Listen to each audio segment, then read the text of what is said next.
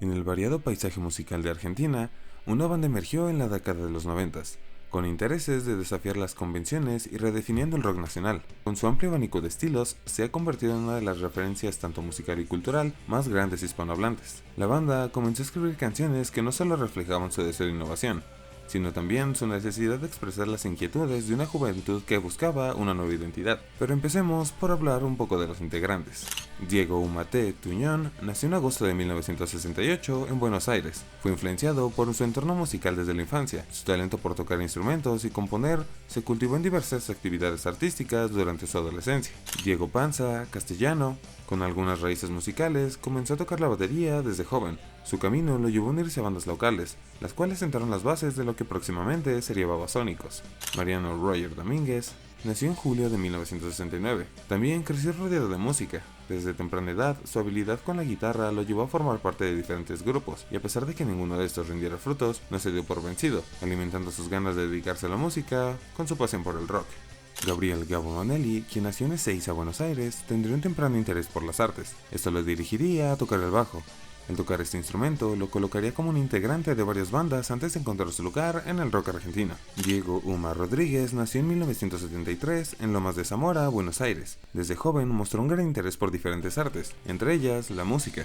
Esto lo llevaría a que posteriormente aprendiera a tocar diferentes instrumentos, entre ellos los teclados, la guitarra y las percusiones. Por último, Adrián Rodríguez, o mejor conocido como Adrián Dárgelos, nació en 1969 y creció en Montechingolo, Lanús, donde desde pequeño se sumergió en la literatura y la música, ayudando a su padre en un puesto de diarios y descubriendo discos prohibidos durante la dictadura. Su pasión por el arte se terminaría de construir a lo largo de su niñez y adolescencia. Lo que más le gustaba era el cine y la música. A finales de los 80 se iría a Inglaterra con intenciones de estudiar cine y semiótica. En su estancia en ese país logró percatarse y absorber alguna parte de la cultura que los jóvenes estaban construyendo en esa década. Con estas nuevas ideas, Dárgelos regresaría a Argentina y pensaría en hacer cine, pero al platicarlo con su hermana, Diego Uma Rodríguez, se percató del nulo apoyo que estaba recibiendo el cine nacional a inicios de los 90. Por esto, optaría por crear un grupo con sus amigos. Después de tener algunas agrupaciones como X-Trans y Rosas del Diluvio, las cuales tristemente no llegarían a nada, no se daría por vencido y seguiría adelante. Con este empeño y apoyo de parte de sus amigos, llegaríamos a la formación de la banda que veníamos a hablar el día de hoy, la cual es Babasónicos.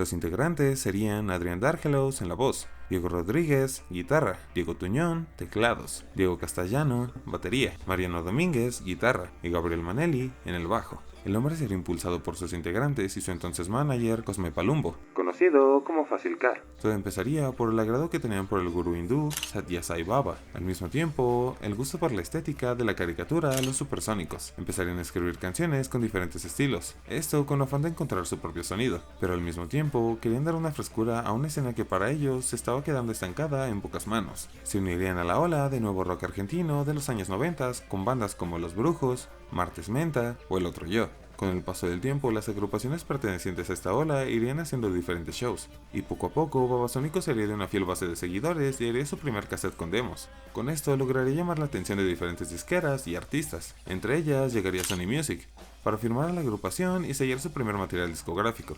Pero al mismo tiempo, esa firma la había impulsado Daniel Melero, el mismo que se ofrecería para editar los tracks de su primer disco. Aprovechando la cercanía que tenía con Gustavo Cerati por la planeación del próximo disco Colores Santos, este último también se uniría a las grabaciones y producción.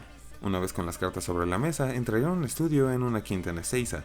Es importante mencionar que la primera década de los 90 sería la más versátil y experimental de esta agrupación.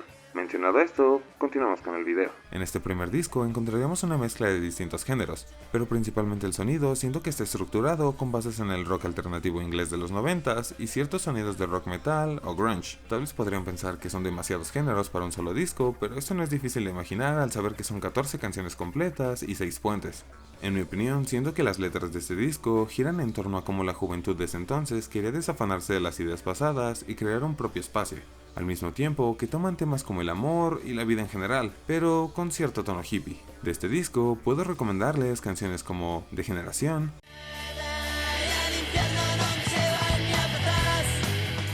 Sobre la hierba y Sol Naranja.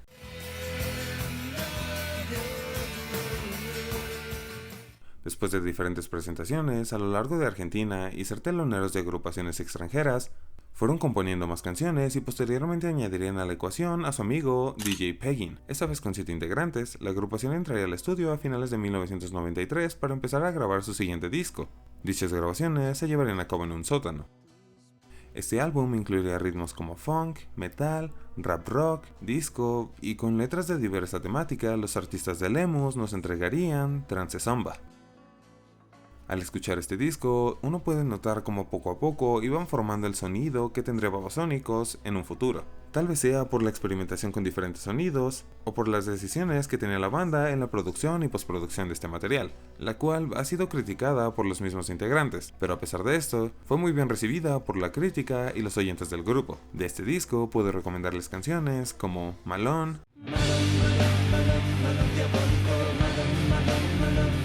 Coyote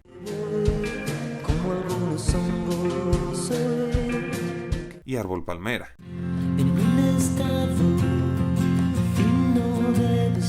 Después de este disco, seguirían con la línea de presentaciones dentro de Argentina, abriendo shows para bandas con más renombre. Para 1995 empezarían a planear su tercer disco, el cual saldría un año después y se titularía Dopádromo. Este lanzamiento una vez más se caracterizaría por su diversidad sonora, abarcando desde rock alternativo hasta influencias del trip hop y algo de psicodelia, logrando brillar la intervención del nuevo DJ. Dentro de este material se puede notar cómo aún había una búsqueda de identidad sonora por parte de Lano. Dentro de este material se puede escuchar cómo se iba puliendo todavía la identidad sonora de parte de este grupo, pero en lo personal siento que el sonido marcó un salto significativo respecto a los trabajos anteriores, logrando poder escucharse años después sin tener tantas ataduras a los tiempos en el que se hizo. De este disco puedo recomendar canciones como Zumba, Todos se van por aquel viento los llama. Viva Satana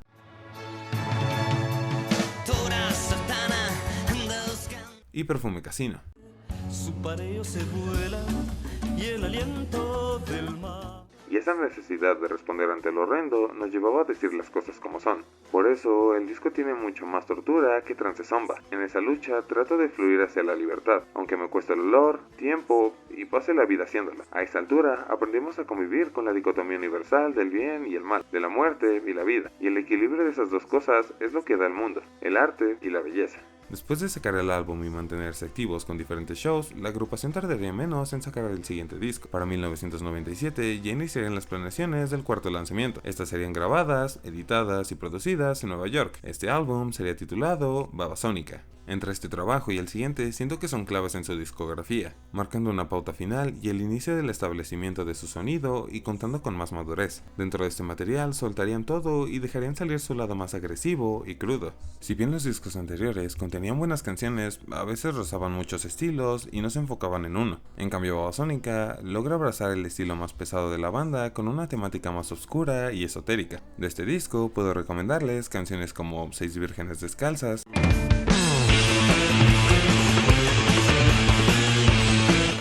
Sátiro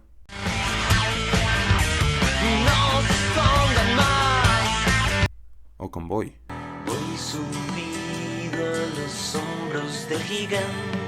En vista de que el contrato con Sony Music estaba próximo a vencer, optarían por crear su propio sello discográfico con el nombre Bultaco Records, para sacar un álbum con el material descartado de los discos lanzados hasta ese entonces. El EP llevaría el nombre de Vórtice Marxista. Dentro de este disco puedo recomendarles canciones como Antonio Fargas, Soy el hijo de Stark y Simón dice, La muerte es mujer,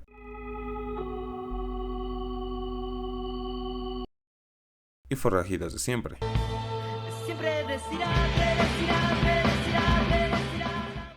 Después de tanto metal y tan poco sensualidad, medio que nos habíamos oxidado. Diego Castellanos.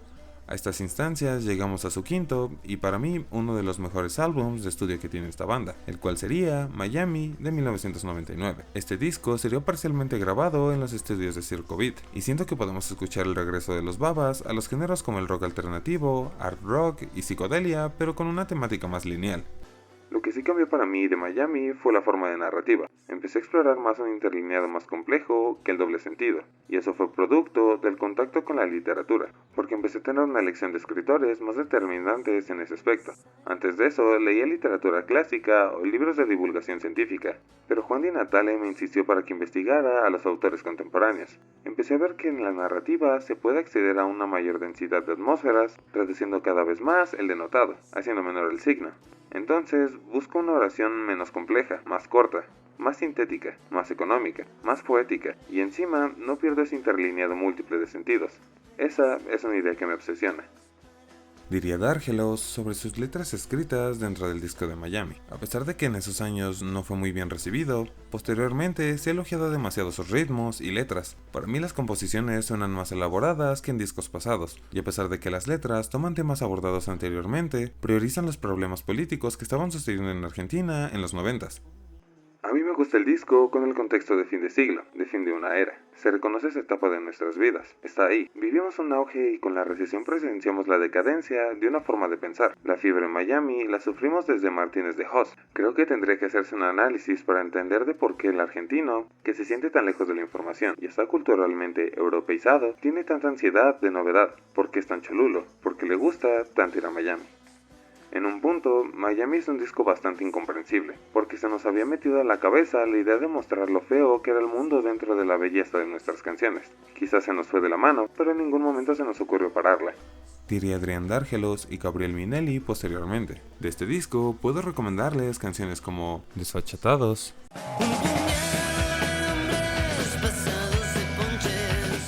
El Ringo,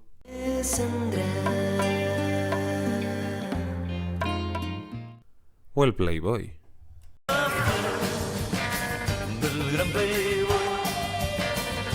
Para finales de siglo, a pesar de estar teniendo un rendimiento que cualquier otra banda envidiaría, Babasónicos no estaba pasando por su mejor momento interno. Primero, se les acabó el contrato con Sony Music después de 5 LPs y ver que los últimos 2 no tuvieron el rendimiento que ellos esperaban. Su amigo Cosme Palumbo dejaría de ser su manager, y por diferencias creativas y personales, DJ Peggin quedaría fuera de la fórmula.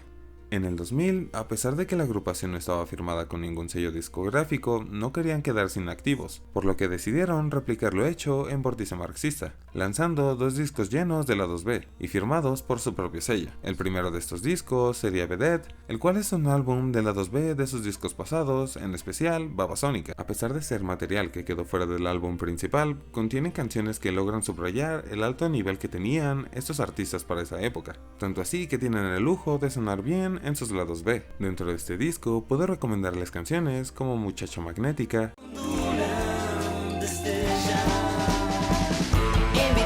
Vórtice,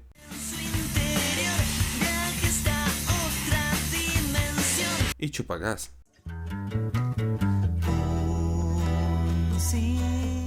Como se mencionó anteriormente, Miami fue un álbum que dividió demasiado al sector de los fans. Si bien durante las grabaciones algunos temas fueron bien recibidos por la disquera, otros fueron considerados como innecesarios o material de relleno. De aquí sale el siguiente disco titulado Groncho. La calidad de las canciones añadidas en este disco logran lucir bien como lados B. A pesar de que las canciones que escuchamos aquí cuentan con una buena estructura sonora, puedo entender por qué quedaron fuera del corte final de Miami. De las canciones que les puedo recomendar de este álbum está Pavadas,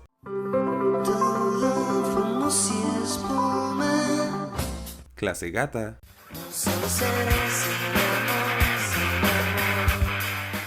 y Demasiado.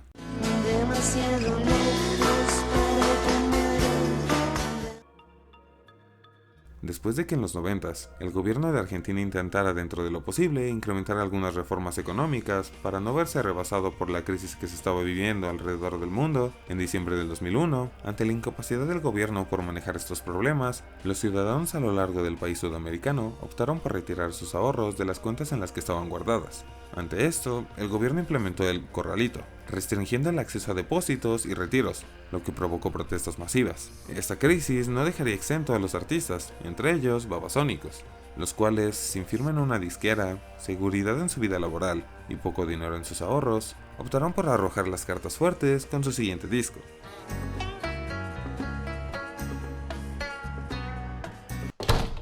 Pero este será tema para otro video. Ahora tú dime, De todos los discos abordados hoy, ¿cuál es el que te gusta más? ¿Conocías alguno de estos álbumes de la banda argentina? Recuerda que si tengo alguna información errónea o tienes algo que pueda complementar lo expuesto anteriormente, agradecería que lo dejaras en la parte de abajo. Sin más por el momento, espero que te haya gustado el contenido del día de hoy. Y recuerda que nos vemos en la segunda parte de la transformación de Babasónicos.